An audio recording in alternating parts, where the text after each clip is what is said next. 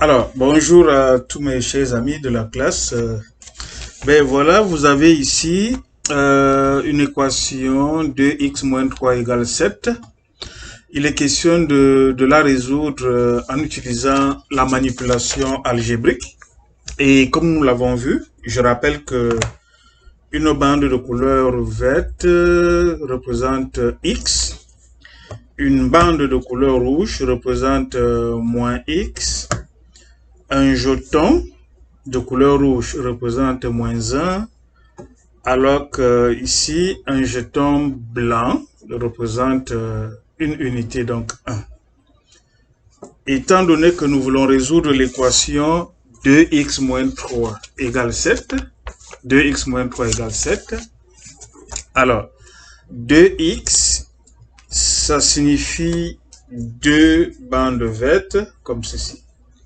Deux bandes vertes, les voici.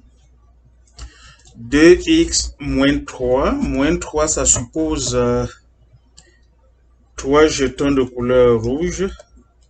Donc voilà 2x moins 3. Et de l'autre côté de l'égalité, on a 7. Donc ceci, cette règle que j'utilise représente mon égalité. Donc voici mon égalité ici. Et de l'autre côté de l'égalité, j'ai 7. Donc 7 jetons de couleur blanche. 2, 3, 4, 5, 6 et 7. Alors, comment est-ce qu'on va procéder? Il faut se rappeler que résoudre une équation, c'est respecter le principe de la balance. On a vu dans le principe de la balance que pour que la balance soit en équilibre, il faudrait qu'il y ait la même quantité de masse dans les deux plateaux. Donc, si vous enlevez une quantité de masse dans un des plateaux, ben, c'est sûr que la balance va pencher d'un côté. Donc, pour que la balance reste en équilibre, il faut donc que les deux plateaux aient la même quantité de masse. Donc, ici, je suppose, j'ai ma balance là. Voici un plateau, voilà un autre. Alors, première chose, ben, je voudrais que tout ce qui représente les variables se retrouve d'un seul côté. Donc, c'est-à-dire que les bandes doivent se retrouver d'un seul côté et les jetons de l'autre côté. Donc, ici, il faut faire partie les 3 jetons et les 3 jetons sont de couleur rouge. Pour cela, donc, je vais ajouter ici 3 jetons de couleur blanche parce que l'association d'un jeton blanc et d'un jeton rouge me donne 0. Plus 1 moins 1, ça fait 0. Donc ici, j'ajoute 3 jetons de couleur blanche. Pour respecter le principe de la balance, je suis obligé d'ajouter 3 jetons à droite pour que ma balance reste en équilibre. Une fois que cela est fait, ben, je peux constater que si je prends un jeton blanc et un jeton rouge, ben, j'ai 0.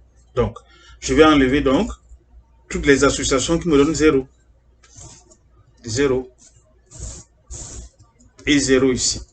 Une fois que cela est fait, je constate que dans mon équation, j'ai d'un côté les variables, donc j'ai ici les x, et de l'autre côté, j'ai les jetons, c'est-à-dire des nombres, des constantes. Deuxième chose à faire, maintenant, étant donné que je vais déterminer quelle est la valeur de x, c'est-à-dire à quoi correspond une bande, ben, je vais diviser les bandes ici. Vu que j'en ai 2, donc je vais diviser par 2. Donc, je vais diviser mes bandes par 2. Donc, ici, j'ai divisé mes bandes par 2. Donc, de ce côté aussi, je vais compter le nombre de jetons. Vu que je divise les bandes par 2, je vais diviser le nombre de jetons par 2 aussi. Donc, ici, si je fais ça, je donne 2 à chaque là, 2 ici, 2 là, 2 ici. Il me reste 2 jetons, j'ajoute un ici, j'ajoute un là-bas. Alors, donc ici, je me rends compte que j'ai désormais, je peux dire, 2 équations identiques. La première, c'est une bande correspond à 5 jetons, c'est-à-dire que chaque bande correspond à 5 jetons. Autrement dit, la bande qui représente x vaut 5 jetons. Une façon de vous dire que la solution de mon équation, c'est x égale 5, vu que chacune des bandes correspond à 5 jetons.